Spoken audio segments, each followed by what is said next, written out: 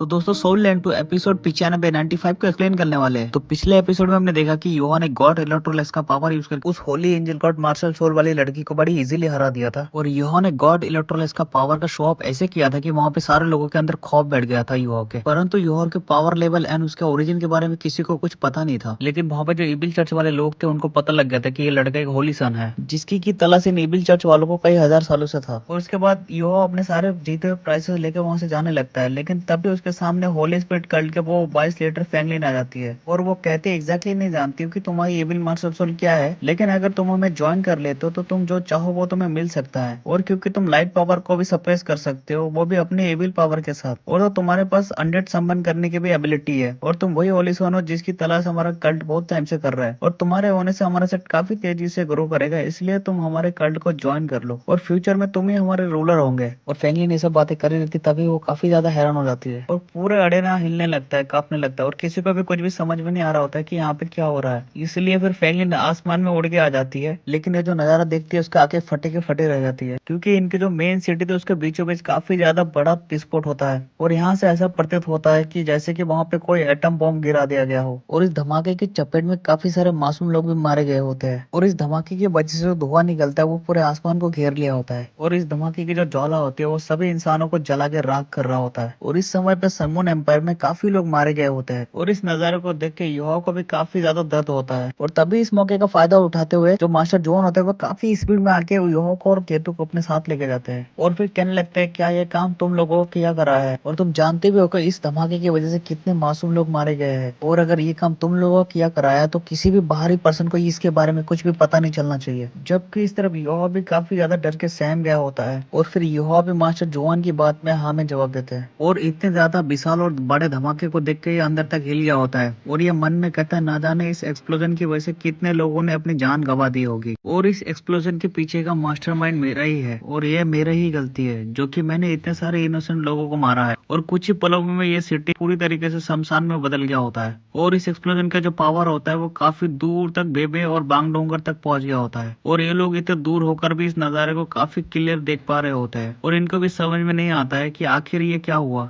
जबकि इस तरफ जो ये छिपे हुए बॉडी सेट के लोग होते हैं ये भी काफी दूर से छुप के इस धमाके को देख रहे होते हैं। और प्रिंसेस जूजू भी काफी ज्यादा हैरान होते हुए इस धमाके को देखते हुए कहते हैं क्या ये करादरा शेक्स एकेडमी का है, और इतने बड़े एक्सप्लोजन में ना जाने कितने ही लोग मारे गए होंगे। जबकि इस तरफ दुबोसी को इस धमाके को देखते काफी खुश होते हुए कहता है आखिर ये सच में श्रेड के लोगों ने किया तो सच में ये तो काफी बढ़िया हुआ है। और इसी से ये पता चलता है कि अभी तक हमने जो भी किया है उसका तो हमने इसके सामने जिक्र भी नहीं कर सकते। जिसके बाद हमें रॉयल कैपिटल का सीन दिखाया जाता है जहाँ पर माहौल पूरी तरीके से बदल गया होता है। और यहाँ पे जूजी भी काफी बुरी हालत में पड़ी हुई होती है। और फिर हम मास्टर जोआन को देखते हैं जो केतु और युवा को अपने ग्रुप के पास लेके आए होते हैं। और टीचर उनसे पूछते हैं मास्टर जोआन के यहाँ पे सभी लोग आ गए हैं क्या। जिसके बाद मास्टर जोआन कहते हैं अब जब हम इस मिंगलू से जा रहे हो तो तुम सभी लोगों को मुझे फॉलो करना होगा, और हम सभी ही अपने पूरी पावर के साथ आगे बढ़ेंगे, जिसके लिए सभी लोग मान जाते हैं। और हम देखते हैं कि बांगडोंगर और बांगकुयर और सीएसयू ये तीनों ही काफी ज्यादा परेशान से होती है। और जब ये सभी लोग यहाँ से निकल रहे होते तब याओ यहाँ से जाते हुए मन में कहता है वेयर हाउस के अंदर से निकलने से पहले मैंने जानबूझकर वहाँ के एलिमेंटल को तोड़ दिया था और फर्स्ट फ्लोर को गेट को भी, जिससे कि मैंने उन लोगों को रोक सकूं उस एक्सप्लोसिव डिवाइस को ढूंढने से जो मैंने वहाँ पर सेट किया था। और सब कुछ पहले से ही कैलकुलेटेड किया हुआ था और कोई भी गलती नहीं हुई। और यहाँ तक कि मैंने जो एक्सप्लोसिव डिवाइस सेट किया था उसका जो टाइम था वो भी एकदम एक्यूरेट था, लेकिन जो मैंने एक्सपेक्ट नहीं किया था वो उसकी एक्सप्लोसिव पावर था। और मैंने तो बस यही सोचा था कि अगर मैं उस वेयरहाउस को उड़ा देता हूँ तो मेटल जो मैं वहां से लेके जा रहा हूँ वो एक्सप्लोजन के दौरान वहां पे वेपोराइज हो जाएगा, और तो और इस एक्सप्लोजन के दौरान कुछ सोल टूल्स भी तबाह हो जाएंगे। और तो और इस तरीके से सनमून एम्बर को काफी ज्यादा भारी नुकसान का सामना करना पड़ेगा, जिससे कि जो जंग है वो कुछ समय के लिए टल जाएगा। और फिर हम देखते हैं ये मिंगलो सिटी से काफी दूर आगे होते हैं जहाँ पे ये कुछ समय के लिए रुकते हैं।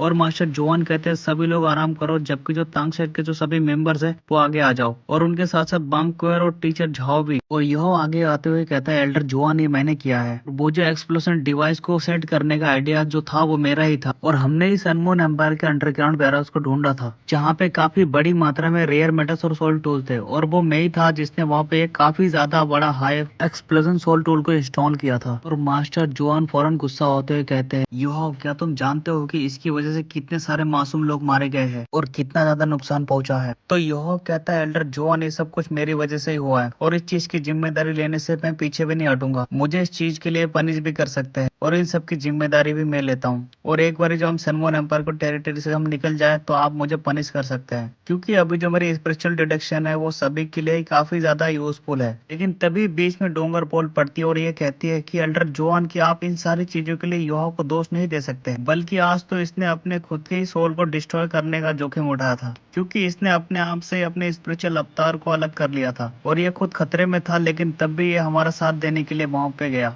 और इसके साथ साथ समूह एम्पायर को भी काफी भारी नुकसान का सामना उठाना पड़ा है। तो काफी हद तक ये जंग पोस्टपोन हो जानी चाहिए। और तो और हमने जो रेयर मेटल्स को ऑब्टेन किया है वो फ्यूचर में तांग सेक्ट और सेक्ट को काफी बड़ी मदद दे सकता है। और जो पहली बार हम उस पैरोस के अंदर पहुंचे थे तो वहाँ पे काफी अच्छी खासी मात्रा में सप्लाई थी, सनमून एम्पायर को सपोर्ट करने के लिए काफी थी, जिससे कि वो जंग को शुरू कर सके। इसलिए हमने वहां से सबसे पहले हाई लेवल सोल टूल्स ले लिए, जिसके बदले में हमने सिर्फ वहां पे कुछ लोअर लेवल सोल टूल्स को ही छोड़ दिया था। और यहाँ तक कि वैसे ही ये सोल टूल काफी खतरनाक एक्सप्लोजन कर सकते हैं और हमने कैलकुलेट किया था कि ये जो एक्सप्लोजन था वो सिर्फ वेरोस तक ही सीमित रहेगा, लेकिन हमने एक्सपेक्ट नहीं किया था कि ये जो एक्सप्लोजन होगा ये इतना ज्यादा खतरनाक और भयंकर होगा। और वैसे भी वहां पे जो फोल टूल थे अगर वो सभी जंग के अंदर इस्तेमाल किए होते तो कभी ना जाने कितने ही जाने जाती। और मुझे डर है अभी जितने लोगों की जान गई है उससे भी 10 से 15 गुना लोगों की जान जाती। तो अगर आप इसे पनिश करना चाहते हैं तो आपको मुझे भी पनिश करना होगा।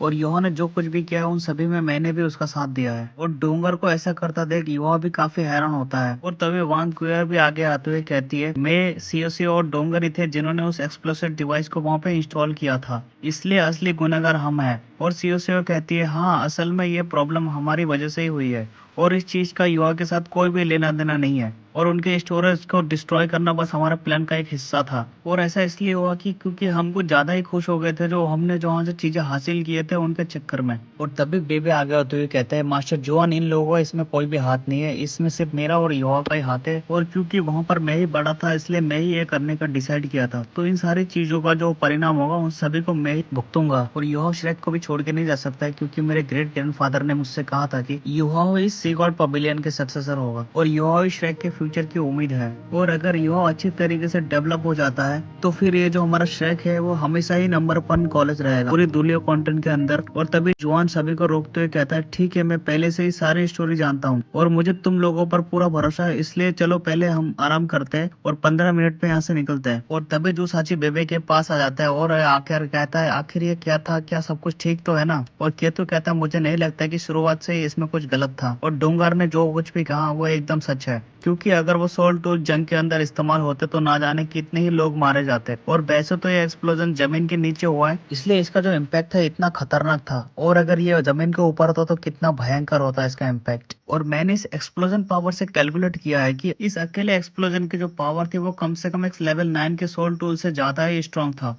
और यहाँ तक कि वैसे ये जो एक्सप्लोजन हुआ था ये काफी विशाल था, लेकिन तब भी मुझे नहीं लगता है कि उतने लोगों के बीच जान गई होगी जितना कि हम सोच रहे हैं। और यार चलो तुम मुझे बताओ कि जो स्टोरेज वेयरहाउस की जो वॉल्स बनी हुई थी वो आखिर किस चीज की बनी हुई थी। तो युवा बताता है काफी हद तक वो जो वॉल्स था वो एलॉय मेटल और काफी हार्ड रॉक से बना हुआ था। और जो एलॉय मेटल था वो 2 मीटर लंबा था और जो कि जो रॉक्स थे वो 15 मीटर के थे।